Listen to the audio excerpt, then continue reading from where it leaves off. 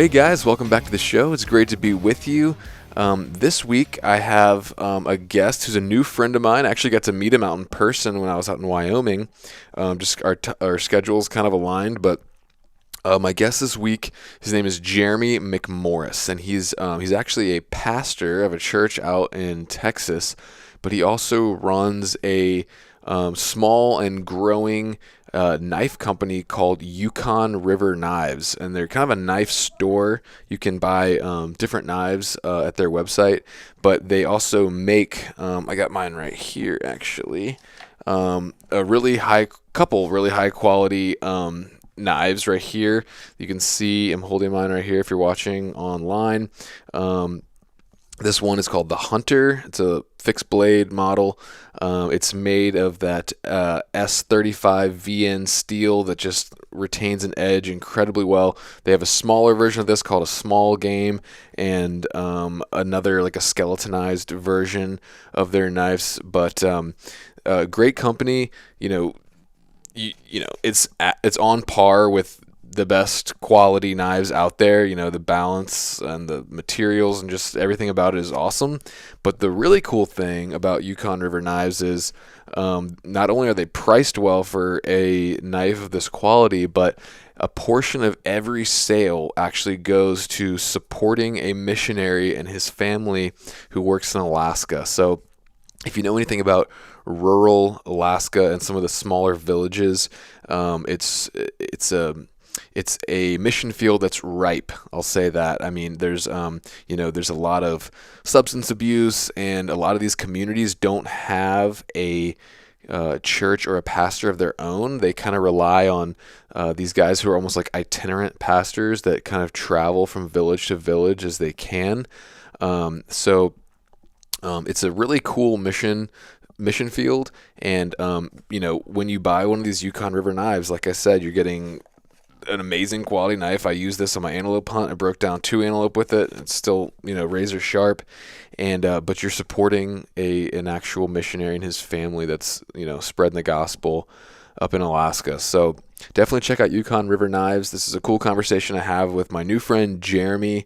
And I even break out, some of my knife collection and show some really cool, unique blades that I have, because I've always kind of really liked knives and collecting knives, and I have some cool stuff. So if you're watching, you can kind of check those knives out. But yeah, check out Yukon River Knives.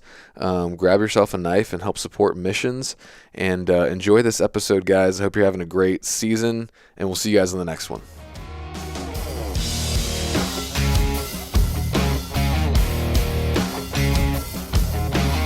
All right, so I'm here today with my guest, Jeremy McMorris from Yukon River Knives, and also the pastor of, what was your church called again? Liberty Baptist Church. Yeah. Liberty. Dalhart, Texas. Dalhart. What part of Texas is that? So go as far north in Texas as you can, and then go as far west in Texas as you can. Okay. So way up in the Panhandle. I mean, I'm like 20 minutes from Oklahoma. Okay.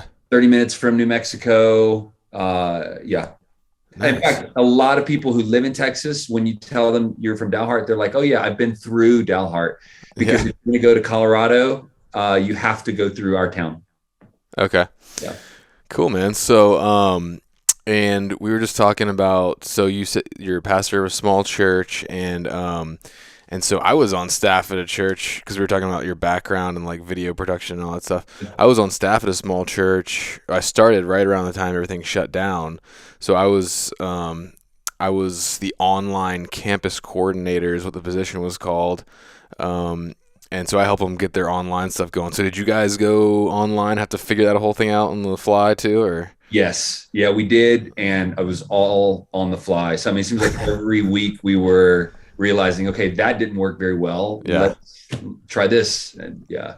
Yeah, everybody was just like trying to figure that out. And you guys are, I'm assuming you're all kind of back to normal now.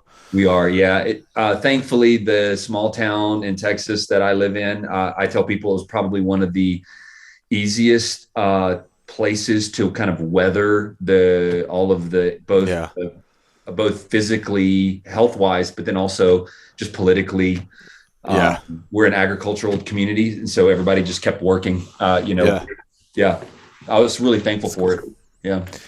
Yeah, man, it was a weird. It was a weird time, but I'm glad we're through that, man. Okay. So I gotta ask you too about your antelope back there. Let me see him. Yeah. Where'd you shoot him?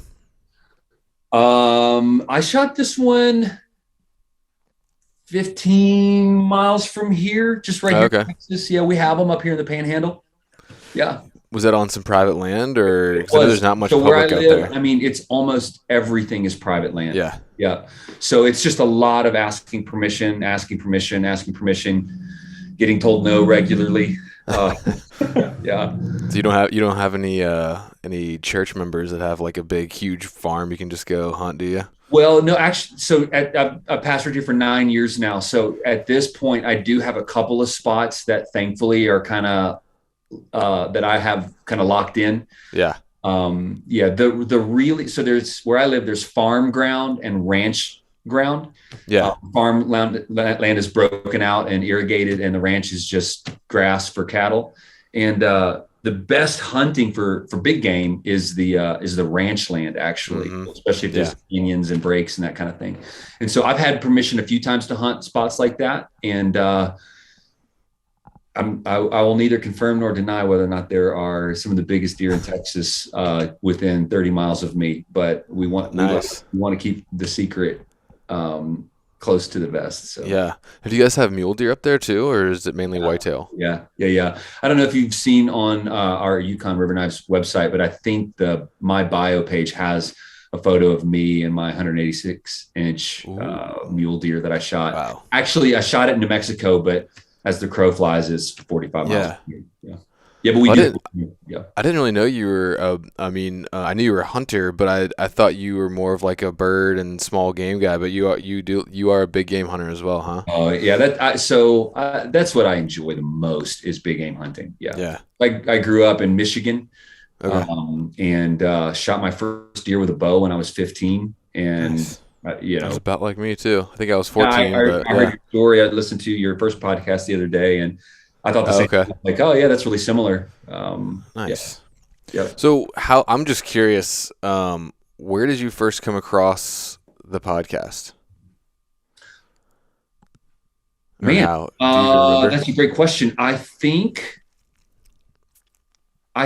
want to say that it was a YouTube suggestion, Oh, okay. Cool. and I clicked on it, and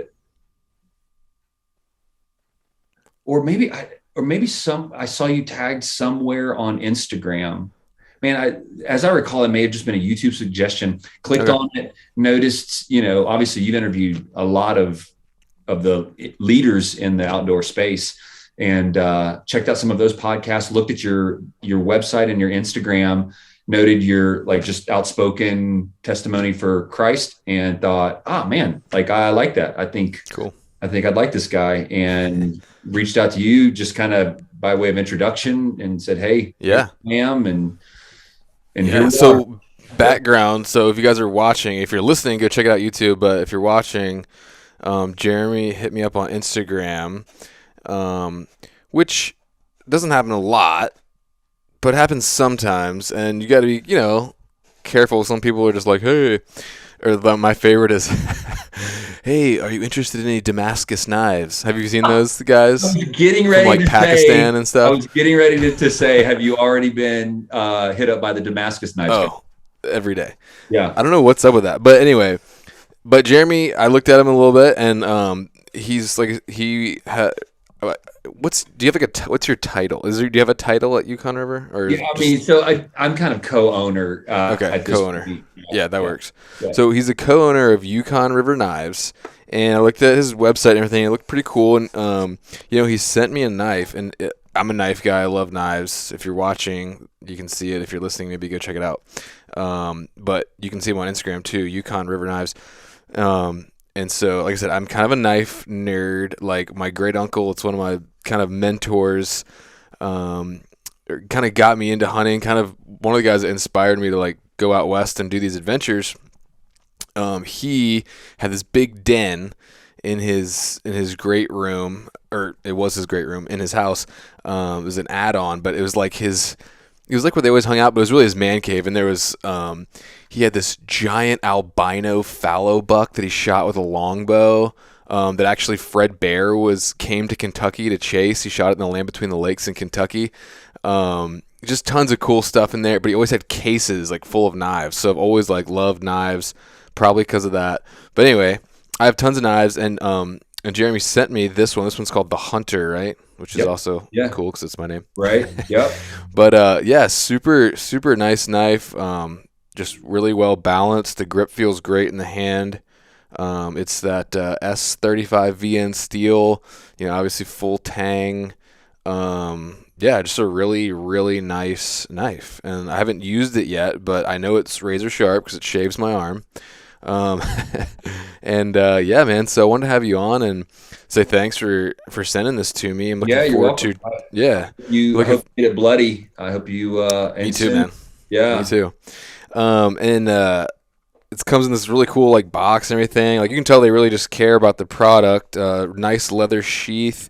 I think you can get it in Kydex too, right? Yes. Yep. Okay.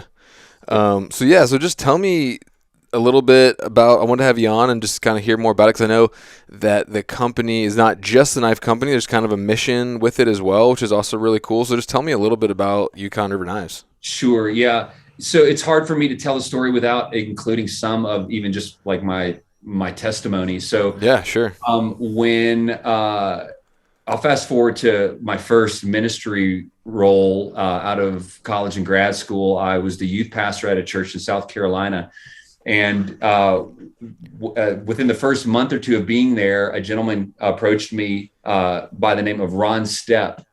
And he said, "Hey, I've helped with youth. Ron was in his 60s at the time. He Uh-huh. said, I've helped with youth my entire life. If I can be of any service to you as you lead our youth ministry, please let me know." And I was like, great, and come to find out he had like 15 canoes, a couple canoe trailers. He was always doing backpacking outdoor kind of things. And Ron had his full-time job, but on the side, he bought and sold high-end custom knives. Okay. And people who are custom knife collectors would recognize the names of the makers that Ron was buying and selling. And these collector type yeah, knives. yep, So I've always been like, um, I like things that like function is more important or at least as yes, important as like aesthetics. sure, Like I mean, yeah, this is a great looking knife, but it's not like it's not like one of those gas station knives with like wolves howling on the handle or something. Like, is that like these kind of like high end? You say like high end, yeah, yep. collector knives. Like, are they like real knives like you can use for real stuff, or are they like just designed to live up on a shelf and look at? Well, so that to answer that question maybe is even a little bit more complicated, and Ron could probably answer it better than I would. So the high-end collectible knives, all of them can be used in the field. They can be used for a lot of different purposes. The purposes for which they were designed. Mm-hmm. So a lot of guys will have no qualms, no hesitation to buy a $400, $500 knife and use it in the field. In fact, right now, yesterday, I don't know if you noticed on our Instagram, we promoted a knife that had been designed by Midwest bow hunter Bill Winkie. So Yeah, that thing looks really cool. yeah, Bill and we were collaborating on that. We went back and forth, made some prototypes, and he finally came up with this is exactly, and he calls it the ultimate whitetail knife. And Bill knows a thing or two about Yeah. hunting whitetails. So we had 10 full custom knives built by renowned knife maker Owen Baker. And so to purchase one of those knives, it's $450. And some people look at that and go, that's ridiculous. Who would ever spend $450 for a knife? While there was one individual who within the first 10 minutes of those being posted online bought 2 of them for himself. So and he will use them. You can spend, I think Ron at one point had in his possession and then sold a knife that sold for $15,000. You could use Wow. it. You could use it to What? Like why is it that much? Is it the materials? Is it like gold plated? Like what's? yeah, no. So well, some of them are, yes, there are high end knives that are valuable because just of the intrinsic value of Yeah. the materials. With that knife, as I recall, it was made by an extremely esteemed custom knife maker who was Okay, so getting it's on about in the guy years, who made it. and he made two of them, and Okay, that's all he was going to make. So the artist gotcha. who made it, and then the scarcity of the product Okay. drove, and that's honestly even these 10 ultimate whitetail knives, the quality of the materials, the Hmm. fact that they're handmade instead of production made, and the fact that there's only 10, that's the reason why they're $450. Yeah. um, and Okay, we're so going down a little bit of a rabbit trail here, and we will get back. But I gotta ask, okay, yeah, what's the difference between, like you said, handmade and production made? What's yeah. the difference there? Because you're not talking about like a dude actually hammering these things out on an anvil, are you?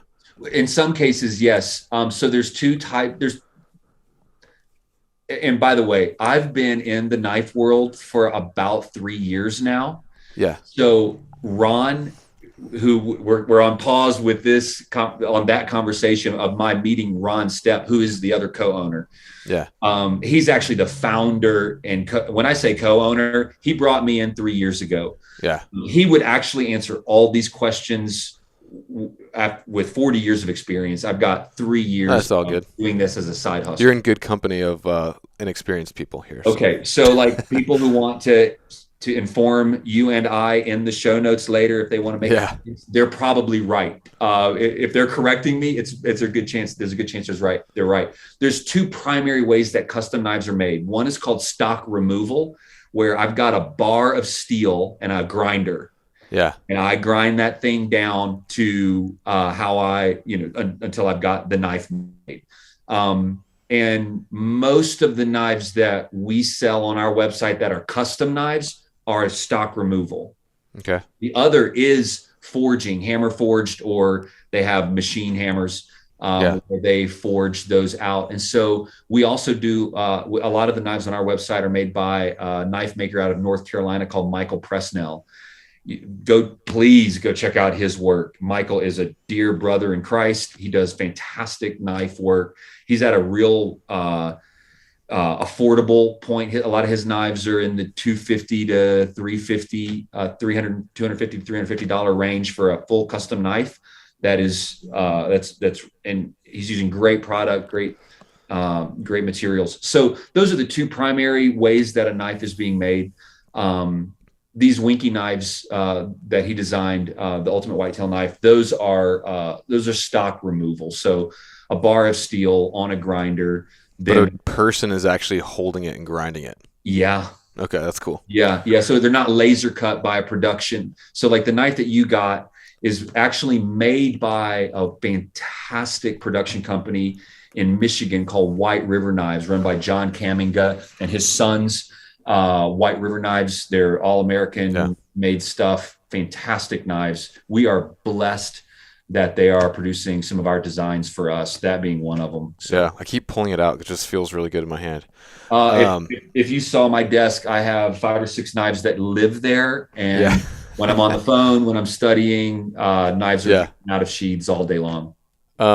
Okay, so back to what we were talking about, which Okay, is you so met I said I Ron. met Ron Stepp when I Yeah. was a youth pastor. And so Ron is a dear Christian man. He has forgotten more than I'll ever know about knives. So he took me under his wing. Ron had blessed, or God had blessed Ron and his wife with 2 daughters. Ron never had any sons. And so Ron would even say this, I was blessed to kind of be adopted into Yeah. Ron's. There are probably half a dozen of us around the United States and in Alaska who are part of Ron's son group. Cool. And I was blessed to become one of those. And so Nice. through the years, I'd get a surprise knife or I'd be lying to say that I don't have a bow or two or a gun or two that have come to me from Uncle. My family calls him Uncle Ron. Okay. Um, so, but Ron, Sorry, my no, my you're little good. buddy Hi. just wandered in here. I love it. I love it. Yeah, I'm in my church office, so who knows who may walk in or out of Let me just offices. get just get her out really Yeah, quick. go I'm ahead. sorry, man. You want me to keep telling the story? No, I'll be right back. All right, all right.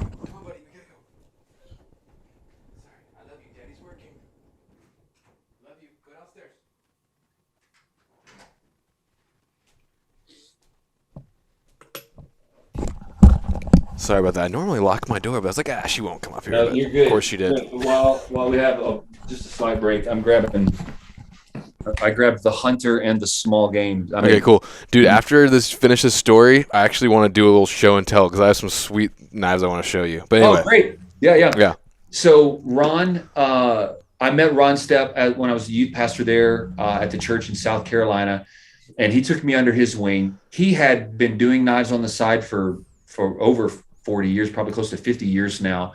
And he wanted a way to use his side hustle to also be a blessing to a missionary friend of his in Alaska, a guy that's my age by the name of Joshua Roach. He would be part of Ron's son's group.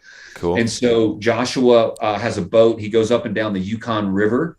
This is where this is where the name Yukon River Knives. Yeah. This is the genesis. And he lives up there full time. Josh was born in Alaska, lives in Alaska, pastors a church in Alaska, and does evangelistic missions work along the Yukon River and Does he hunt? coastal villages. I'm sorry? Does he hunt? Yes. Yeah, he does. Noted in the back of my brain. Josh is that guy that if you found yourself lost in the Alaskan bush, you'd want him along. And if you had Josh and a knife, you'd survive. Yeah. Well, I just asked because coming from the East Coast and trying to pull off all these hunts, like anytime you can find locals, it's just good for lots of reasons. But anyway, go ahead. Maybe we have this discussion off camera sometime. But I would love for us to go up there together. And like spring black bear is an incredible hunt. Prince William Sound, one of the most beautiful places God ever made. And then you're also hunting for black bear. Yeah. And that's a trip that Josh does every single year. I mean, he will tell me, look, man, I'm going hunting. Why don't you come with me? And so he's got 2 boats actually. And he's got a guy in his church that's a pilot. And so he can get in and out of places very affordably, very easily. So yeah, you do need to tuck that away. You'd love Josh. Oh, it's been tucked. Yeah, good. Anyway, back to the story. So he's a missionary, which is cool because, like I told you on the phone before earlier, actually, I was trying to do a story when I was working at the 700 Club about a guy who does this type of work. A lot of them are like almost like itinerant pastors because the communities are so small.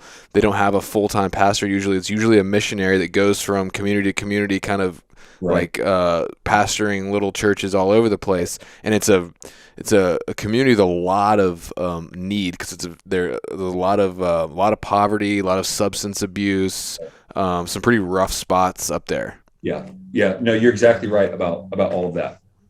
Ron wanted a way to use his love for knives in the outdoors to bless Josh, so he began kind of an arm of his knife business called Yukon River Knives.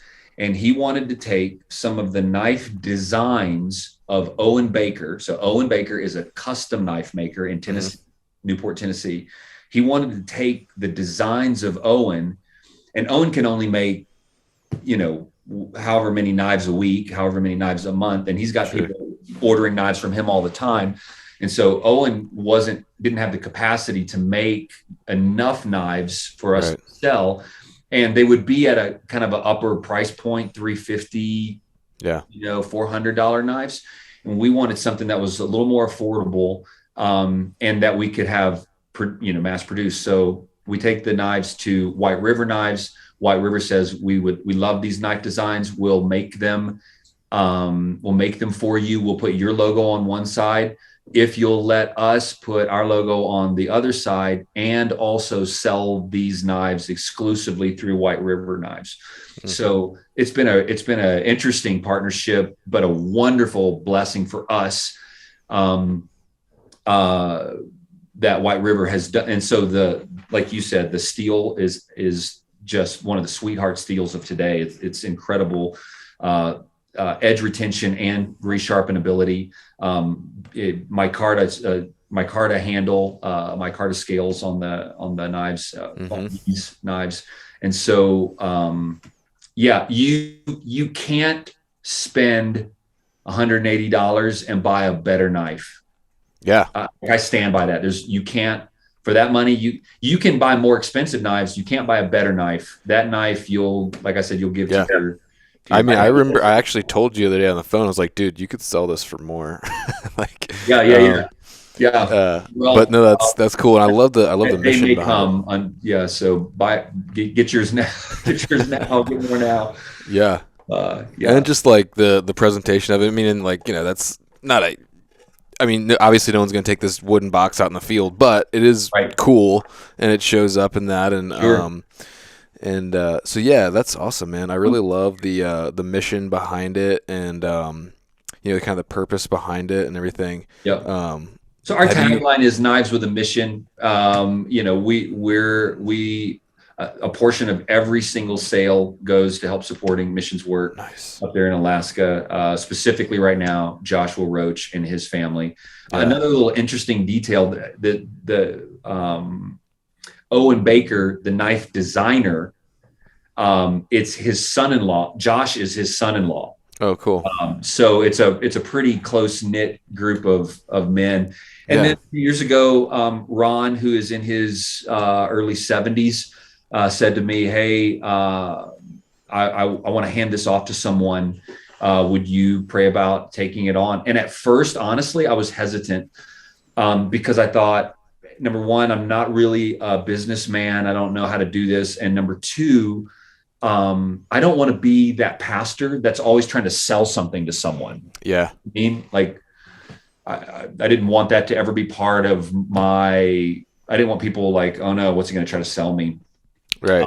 And yet the Lord just made it really clear that I needed to take this up and to Yeah. try to carry it on. So, yeah. Well, that's cool, and it's always good, like when you can like get a quality product, and it's kind of like everyone wins because, like I said, it's a really good knife. It's at a really good price point, and you're actually helping somebody out and some communities Right. out with it. So that's really cool, man. Yeah, I would say that's the unique thing about Yukon River Knives. Look, there's a lot of great knives out there. There's a lot of great knife companies. So number one, I'm thankful that when you compare these knives to any other knives that are, in comparison and the price point, it is immediately obvious that these knives hold their own. They Yeah. really are exceptional quality. I've got the small game model here in my hand right here. So Yeah, I like that one too. old-fashioned name for what we're calling the small game.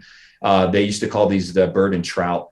And Yeah. so Although that's still a really handy size for breaking down a deer or something. I can't. I've actually used the small game to break Yeah. down deer more than I've used the hunter. Yeah. Because years ago, before I was officially part of Yukon River Knives, all I had was the small game. I didn't own the hunter, and so I used it on a bunch of animals. But breasting dove, breasting pheasant, quail, working, cleaning a trout. Yeah. It's a really good size. But the other, I mean, so you can buy these same exact knives through White River. It doesn't have our logo on it, and it doesn't support our mission. So. Yeah. That's what makes us unique. Now, we do have some knives on our website that are exclusively through us, but these are kind of our bread and butter knives, the hunter, the small game. And then there's another little one that Owen designed called the ATK. That stands for Always There Knife. And it's just a little kind of skeletal looking. There's no handle on it. It's just a solid steel cut out. It's meant to be a backup. Stick it in a book bag, stick it in your truck console. Yeah. Just kind of lightweight. Yeah. Okay, cool. That's awesome, man. I want to I want to show you some of my stuff, some of my cool knives. Is that cool? I We would can talk love about them. that. I would love Maybe to. some people will watch. Yeah.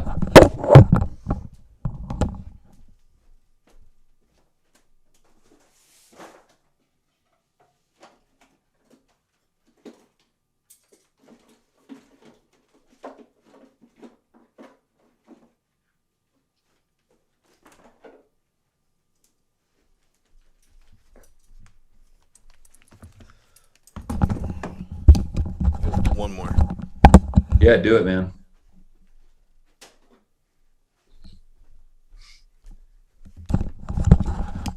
All right, so if you guys are listening, go to YouTube and check this out because I got some cool stuff here I want to show you, and then we'll keep talking here about what Yukon River's up to. But so I wanted to show you a couple since we're both knife nerds here. Yeah. If So you've there's gotten any, feel free to show me the too. leather in the leather pouch. Is that the Buck 110 right there? No. This is actually okay. This is from my uncle I was talking about earlier. Uh-huh. This is a case sidewinder. Have you Okay, seen yeah. one of these? I haven't held one before. I think I've seen photos of it. It's just like a big lock. No, I like- haven't. No, I'm not familiar with that knife. Okay, I but mean, the I'm not familiar with the case. locking thing is right here, which is kind of unique. Okay. He was a big Oh. case knives guy. And then this one is from my same uncle, Case Hammerhead. Okay. Yeah. A couple of these got like a bone or antler Yep. little guy. But these are special just because came from him. They lived in his cases in there. And My favorite knife is probably a $15 Schrade that I called him my pawpaw, that my pawpaw gave me when I was a kid, and I wouldn't part with it for anything. yeah, it's just the nostalgia. This is my favorite one he gave me. It's called a Kodiak. Have you seen one of these? Nice. No, man. It's like an old time like Bowie knife. Yeah. It's got a bear Yeah. on but it's a case knife. It's got a real I think that's a real piece of antler. Pretty sure. Probably stag. Yeah. Yeah. Big brass Yeah. pommel. You can tell he carried this thing around too. It's like some of the brass is wearing off and stuff. I wish we could wear big knives on our belts in a sheath all the time. I mean, when you're a 12-year-old kid, that's all you want to do. I know. Yeah. Apparently, I could be wrong here, but I'm pretty sure that even if you have a concealed carry permit for a gun, it's illegal to carry a fixed blade knife. Did you know that? Yeah, I think if they're over a certain length, it differs from state to state. But yeah, I guess the reason is because theoretically you could silently kill somebody and just walk away and no one would know it was you. Okay, this one. Whoa. This is a legit Nazi dress dagger that my grandfather somehow came back. He was a prisoner of war in World War II and somehow came back with this thing. It's got a swastika right here. Probably not the best field dressing knife, but no, that's incredible, man. It's got this is got the eagle crazy. and the swastika. Yes. Obviously, I do not condone Nazism. Those guys were evil as junk. Just want to make that clear. Yeah, just making that clear. I am not a Nazi. Awesome, Nazis are evil. But I don't know how he even got this thing. Do you have any idea of its value? No, I don't. He came back with this and a officer's hat. He was a prisoner of war he was a ball turret gunner, and they got shot down in a B-24. No, yeah, B-24, and Later, he was a POW for a year and a half.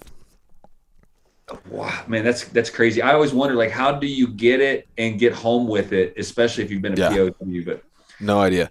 This one later, send me a picture of that, and I'll ask Ron. He'll know. He'll have some value. There's tons of fake ones out there. This one is legit. Okay, this one I really like. This one I got after the earthquakes in Nepal. When I was working at CBN, they sent me to Nepal to cover the earthquake coverage, and I got this Gurkha. But it's not a touristy one. I bought this in a local hardware store. Right. It's totally handmade. Like Uh, you can tell, like I paid $20 for it. that's cool. Have you seen one of these? Gurkha? Yeah, yeah, yeah, yeah. Okay, sorry, I just had to show you these. And No, it's cool, man. last one, my mother-in-law just brought me back this from Iran, Oh, nice. which I cannot go to Iran because that would not be good. But I don't even know what it's for. But I told her to bring me back a knife, and I was like, "Don't bring me back like some fancy touristy, Yeah, you right. know, Gas station knife. yeah, wolves howling on it and everything." Yeah.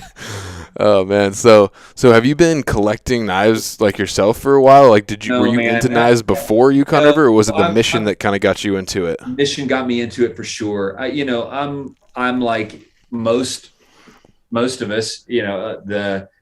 The romance of knives and guns. I mean, it has always been part of my life. I didn't know much about them. In fact, I remember a funny story when I first met Ron. And I found out that he was into knives. I brought him a knife that had been given to me and brought it to him and showed it to him. And he looked at it. It was a handmade knife, and he looked at it and he made some kind comments, and he said, "Well, that must be really meaningful to you," and kind of handed it back to me. And he never commented anything about the knife. And years later, once I came to understand a little bit about knives and knife production, and knife quality, and that sort of thing, I realized, oh, it was a Yeah, really, I'll just say junky. It was a really yeah, junky knife, and he was just trying to be kind without being insulting. yeah, So no, I by no means am I a knife collector. Like I say, in the last few years, I've been more interested in it than ever. Read some books on knives, kind of follow all the big knife makers on Instagram. So I kind of see what's going out there, subscribe yeah, to Knife Magazine for a while. But really, I'm mostly familiar with kind of our knives. I'm learning a lot about knife making, knife production, materials used in knife making. And cool. so I used to think, who on earth would ever spend $150 on a knife? That's Yeah, ridiculous. but people And, are. I mean, you see, like Montana Knife Company, like they blew up, and yep. I don't know, like anyway, Yeah. No, I would. people are doing it. That I'd like to get my hand on some of their knives. They put out some really good looking stuff, and when you look at the materials they're using, you can just know, yeah, that's going to be a good product. If Yeah, the craftsmanship looks fantastic, the material looks good. yeah, But what I would say is, when it comes to knives, I actually encourage guys, look, get one or two really good knives for this reason. It really is true that you get what you pay for, right? The yeah, gas station knife with the wolf howling on it, and the is going to flashlight fall and the apart. handle. Yeah, it's gonna whistle. Yeah, it's going to fall apart. And so to get something with some premium materials is going to hold together for your lifetime, and almost certainly for several lifetimes. There is something really special about being given an heirloom from your father or grandfather, and Yeah, quite frankly, there is something actually even special about being given something that is of some value, right? So yeah. Like we be were just talking about the knife. Most of the knives I just showed you were all given to me by great uncles or grandfathers. right, right. And then there is something. I want to be careful here, because I think that we can be inappropriately materialistic and find Sure. too much value, and too, like, I have to have things, and I identify my identity is in, I own this, Sure. where that baseball card just sold for however many millions of Oh, dollars. I didn't see that. It was, yeah, something ridiculous. Anyway, without trying to fit, you're never going to fill the ultimate desires of your heart, which are for God, Of course, with yeah. stuff. But there is an appropriate enjoyment of good things. Hmm. We would rather shoot a higher end rifle than a cheap rifle. We'd rather, wear good gear than cheap gear. And with knives are so often part of telling the story. You shoot your deer with your favorite hunting rifle, and then you pull out some, gas station knife that isn't sharp and isn't going to be part of carrying on the story. And I actually think that there is a place for that $150, $250 knife in your pack where you pull it out and you're proud of that blade, and you're commemorating a moment with it. And maybe in that moment, it does become something that becomes an heirloom and a hand-me-down. I remember I read this story in an outdoor book years ago where the author said that he had been carrying around a custom-made knife for his son when his son harvested his first big game animal. Well, I picked up on that early enough. None of my kids had shot their first big game animal yet, and so I have had. My kids aren't going to watch this, so it doesn't matter. I have had custom knives made for all 4 of my children and my wife, actually. Nice. They don't know this. 2 of them know this because 2 of them have shot a deer. They've shot their first deer, and when we approached that animal to field dress it, I pulled out of my pack and kind of made a special ceremony of it. Like, That's hey, cool. Good job. I'm proud of you. Here's a knife to commemorate this moment. And Totally. No, that's really cool, man. And you can, like you said, you can tie it. There's always like this weird thing. Again, you don't want to get too materialistic, but like, like when you get a piece of gear and it's just a thing, but then like after you've been on like 4 or 5 trips with it and like suffered with it and used it, and like it's almost like you like build up these memories with that pack or that gun or that knife, whatever it is, and you can like almost look back and be like, man, look at all the, think of all the the animals that I use this knife to cut up and bring home, and that's pretty cool. Yeah. And so a lot of it's personal taste as well. I tend to like the traditional look of it's just a classic hunting style knife. And again, if you go to our website, most of it is it's not an extremely modern look on most of our knives. I always have a knife like this in my pack when I'm hunting. I also usually have a Havalon in my pack as well. They're extremely useful, but I'm not going to hand that down to my kids or my grandkids.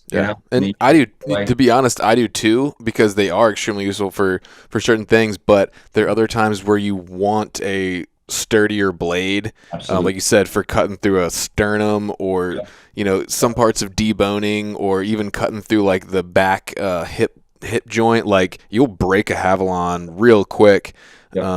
So I always have a like legit blade and a Havalon or something like that in my kill kit. Yeah. I do too, and for those exact reasons. Yeah. Curious, like, do you have like my pocket everyday carry is, I just keep coming back to just a Kershaw Blur. Yeah, it's pretty cheap. It's sharp as a razor out of the box. Yep. So what do you carry around every day? So today I'm carrying a ZT. It's their 0450. It's a Sinkovich design. Sorry, I got a fly around here. Nice. Carbon fiber on that side, titanium on the other side. Obviously a pocket clip. It's just a flipper. It's not a cysta opening. Yeah. That's what I'm carrying today. It's I am blessed because I'm kind of in the knife stuff. I have several that I carry. I tend to carry ZTs right now. I actually have not found the pocket knife I'm looking for yet. Okay. The pocket knife I'm looking for has a little bit more of a classic kind of drop point blade. And I'm looking for a green micarta handle. I want a flipper, and I want it made in the United States. Now again, why don't you make it? I have some. I've started talking with a guy. Okay, cool. So, the reason I like these also because I tend to break or lose pocket knives. They have about a year or 2 shelf life for me. And so like I just I haven't like really wanted to buy like a really expensive one because I'll just pick up. I almost get like a new one of these like every hunting season, which is kind of stupid, maybe, but No, I don't think so. And it depends on what you're doing every day. Like yeah, if you are hard use every day, and you're digging in the dirt with a knife and using it as yeah, a crowbar and for sure. digging stuff out of scraping rust off of stuff, like you don't. I wouldn't want to use a Yeah, $200 pocket knife. for sure. Um, so yeah, that's why there is no one knife. Like there's Yeah, when people ask the question, what one knife should I get? I'm like, yeah. man, It's like, what one gun should I get? Like, what? right? One Sometimes you gun? need a shotgun, sometimes you need a rifle. Sometimes Yeah. that's simple, Which right? my wife totally doesn't get. Yeah. But I'm curious. Have you ever been able to go up and see some of the missions work that Josh does in Alaska? That's a great question. So I have been to Alaska and I've hunted with Josh. Nice. We hunted for black bear in the spring on Prince William Sound. And I have seen the How camp. was that hunt? Was it fun? It was a blast. And I still have PTSD over this. I shouldn't say that. Like I do have deep regret. I shot at a bear. I think I connected with it, and we never found it. I mean, it happens. Yeah, it was in the spring. Snow was melting fast. It dove down into some just unbelievably dark, thick stuff. We said we're going to give it some time. Snow started melting, was melting pretty aggressively. We lost track. We went in really dark, deep timber and just never Yeah, came up with it. So, it happens. yeah. So I hate that's the end of that story. I have not been up on the Yukon River. Ron has several times. And that's on the short list for me to go up there and go with Josh on the Yukon River. Ideally, I mean, my hope is to do a dual purpose, right? To go see the ministry, to see the mission, and if we happen to see a moose along the way. I mean, you got if you're going that far, you got to buy a tag or something. Yeah. No, that'd be awesome. I haven't been up on the Yukon yet, and Ron and I are both kind of like, all right, if we're going to call this Yukon River Knives, you got to get up on the Yukon at some point and check it out. So. For sure, man. Alaska is so cool. I mean, I've talked about it a lot of times on this podcast before, but it was my first trip ever, which happened to be in Alaska, that really changed my life.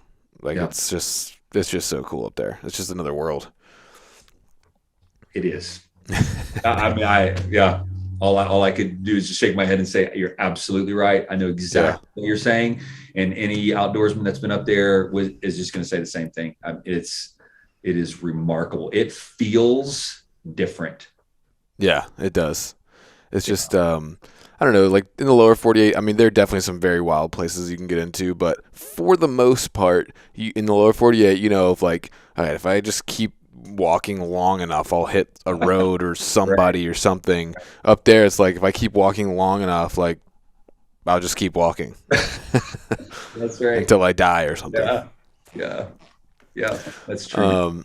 So yeah, man. To shift focus a little bit, from the knives and stuff like that. I just want to ask because other kind of themes of the podcast are obviously like spiritual formation, and it says fitness. Although I haven't really talked much about fitness in a long time. But I know just from like brief conversations that obviously you're a pastor, and I know that you're into fitness at some levels. So I'd like to. Well, first of all, what's kind of like your? I've found there's a lot of correlation between like physical fitness and like spiritual growth and like discipline stuff. Yeah. I'm interested to hear your take on that, and then also just kind of practically what your fitness, both like both spiritual and physical routines are kind of like. Yeah, man. Well, thanks for asking. So I think you're absolutely right that discipline is kind of a life encompassing package. And when we're disciplined in one area, usually that translates into multiple areas. I think I actually think the self-control that is part of the fruit of the spirit is actually even part of this. Like, I think God can help us grow in spiritual discipline. Yeah. I have a feeling that for some people, maybe they're more inclined toward living a disciplined lifestyle, and others maybe are less, but everyone can grow in their discipline. Yeah. So, I mean, I was privileged to grow up in a wonderful Christian home. I heard the good news about Jesus. I tell people 9 months before I was born, I was in church. I've always known Yeah. of Christ. When I was 12 is when I believe I was really converted and put my faith in Christ for my salvation. Did you And have a season of going off the deep end like I did, or were you able and to keep it between the lanes? I wish I had some real spicy No, you don't testimony to wish. share with you. No, I appreciate what you said. I actually don't. I'm very thankful, man. Yeah. No, it seems like I all really did. romantic, but like no, I wouldn't. Yeah, It's a lot of heartache, and yeah, like it's part of my story, and so I've sure. come to grips with it, and I've made it into a positive thing. But like there Yeah, is uh, also a lot to be said about not having to go through all sure. that pain Yeah. and suffering. My dad's a pastor, so I grew up in a pastor's home. I saw the good, the bad, and the ugly of pastoral ministry, and God actually even used that to actually direct me toward pastoral ministry. I think God's the one who makes a pastor and calls a pastor. I think humanly speaking, God used my growing up experience to direct me toward that. So, yeah, I've pastoral ministry has been what I've done as my whatever you want to call it, life, career.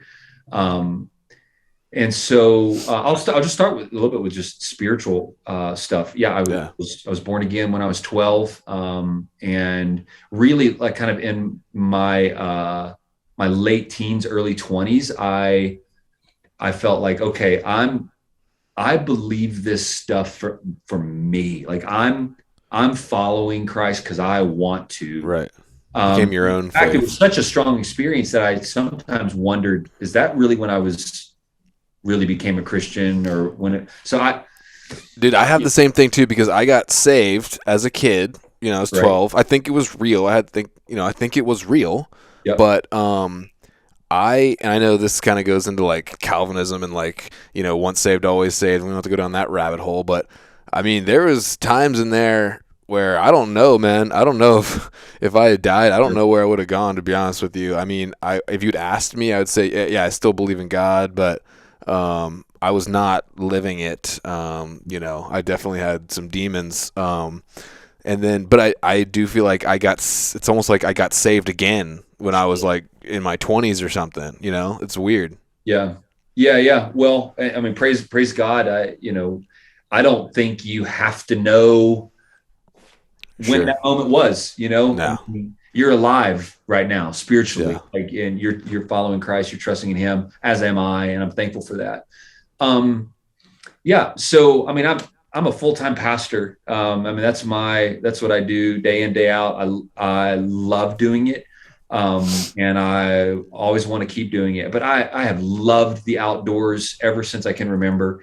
Love being in the outdoors, love hunting, honestly, I feel like the Lord has used it to help me connect with people throughout the years. And it is wonderfully refreshing and restorative for me to spend a day or a week or an afternoon out chasing anything from dove to deer. I'm Yeah. very happy to be out doing that.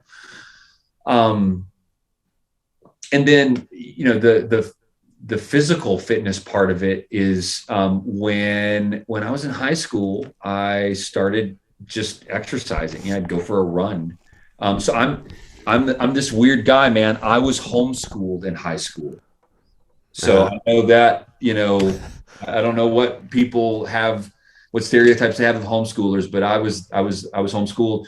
And like my mom said, you got to do PE. So go, and I would go running. And then I Nice. started working out, and I saw a little bit of gains from like, oh man, you bench press and you curl, and all of a sudden you got some muscles. Yeah. And I liked that. And then I just, it has never been this really hard, arduous thing. Like there was never a moment where I got, morbidly obese and had to, realize Right. I gotta turn the ship around here. I have just kind of always enjoyed running, biking, swimming, body weight exercise stuff. I've never been a gym guy really. Yeah. In college for a little while because it was so close and so convenient, right? Like my dorm was 100 yards from the gym. It was Hmm. free. I'd go to the gym. But literally, if I spun you around here in my office, there's a pull-up bar above my doorway right here. There are dumbbells on the floor behind me, and 3 days a week, I will take a 30-minute break in my office and push out and crank out and push up, curls, pull-ups, and then 2, 3 days a week, I'll run, bike, often with friends. And so Nice. I'm not an Olympic athlete. I run 3 miles. That's about the farthest I go. I'll bike 10, 15 miles. So for me, my at this point in my life, it's just kind of I hate to use the word maintenance because it sounds lazy, but like it's mostly I try to eat well. I can Yeah. still fall off the wagon there. Of course. And so I try to eat well. My wife feeds me really well at home. The problem is, as a pastor, I eat lunch out all the time. Oh yeah. Yeah. And so I can get myself in. I mean, the best chicken fried steak in the world is a mile from me. And so I got to be careful there. Yeah. Well, that's cool, man. So Well, I'm rambling, man.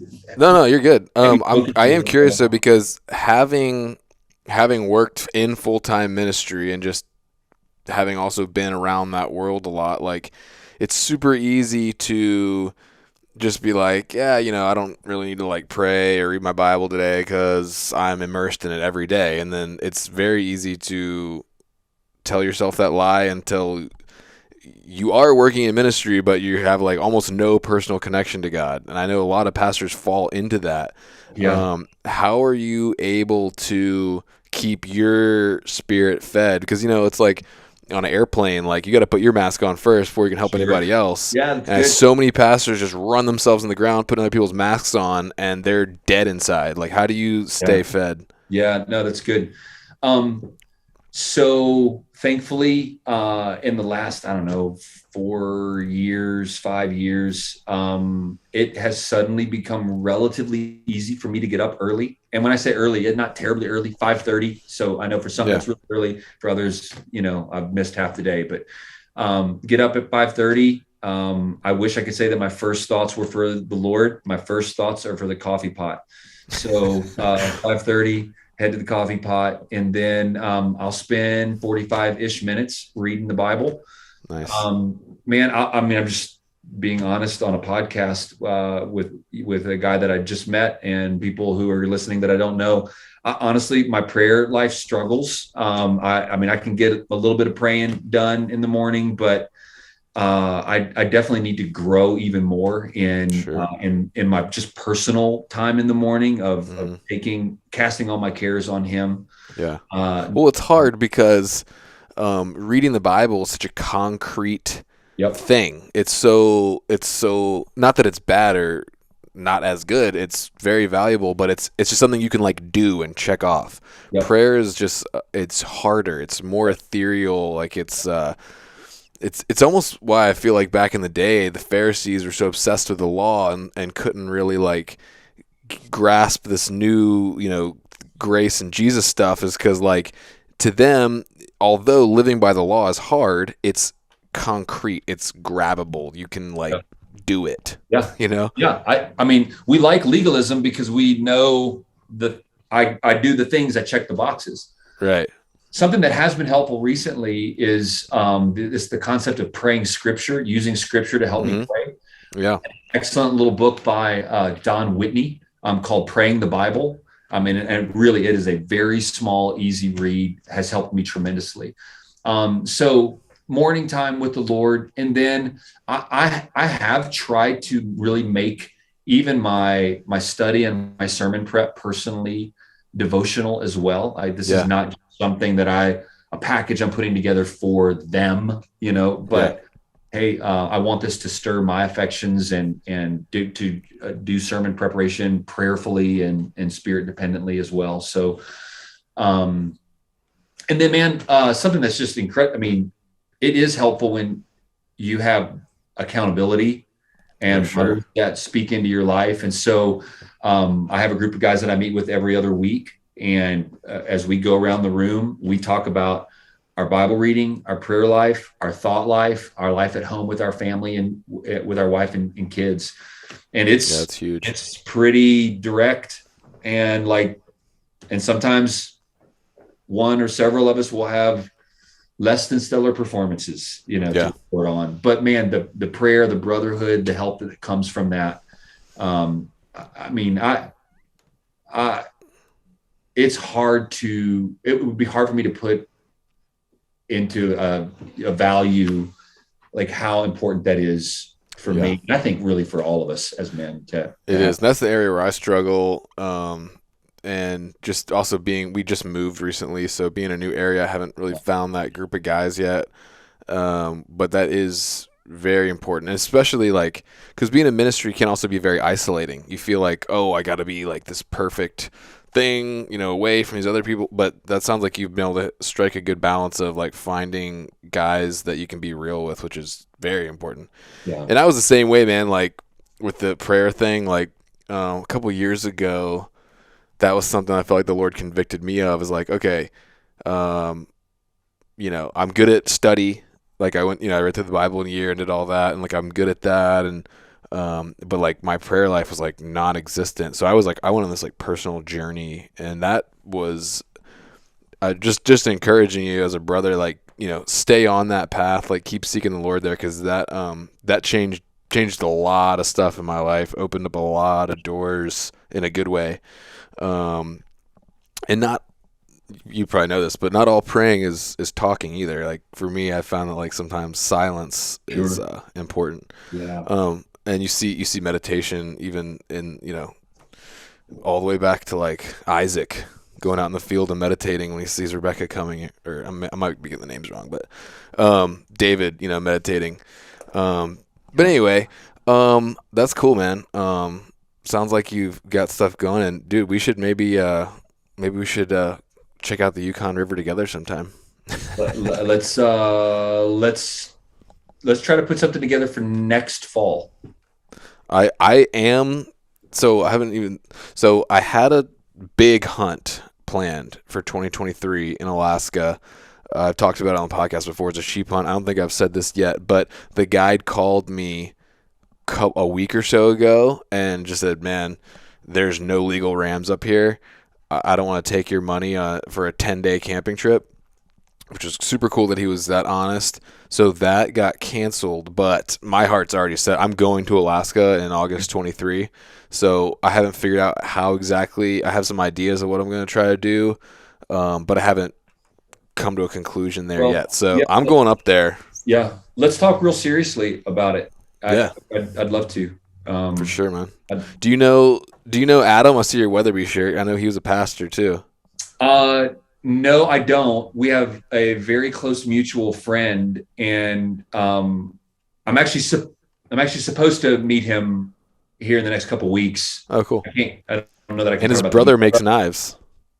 I know.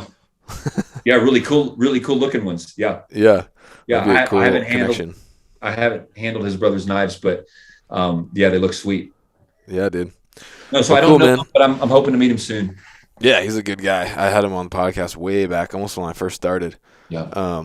But anyway, man, it's been great catching up with you. I'm sure we could talk forever, but I know you got stuff to do, and so I'll let you go, man. But it was great spending some time with you, and yeah, enjoyed it. And Likewise. definitely, where can people go if they want to find out more about Yukon River? Yeah, YukonRiverKnives.com is the website where you can purchase a heirloom quality, everyday use, beat it up kind of knife. Yep, right there. Trying to get it to focus. Yep. Anyway, It's having trouble focusing. yeah, And we're on Instagram. We're on Facebook as well, but I mean, I just post up to Instagram that Yeah. goes there onto Facebook. So Instagram is obviously the platform that we're kind of trying to build up right now. very much appreciate anybody going and giving us a follow over there. And yeah. Yeah. On River Knives. Check them out, guys. Yukon River Knives, and get yourself a sweet knife, and also help out a missionary in Alaska. Super cool. So thanks again, man. It's good talking to you. Thank you, Hunter, very much, man.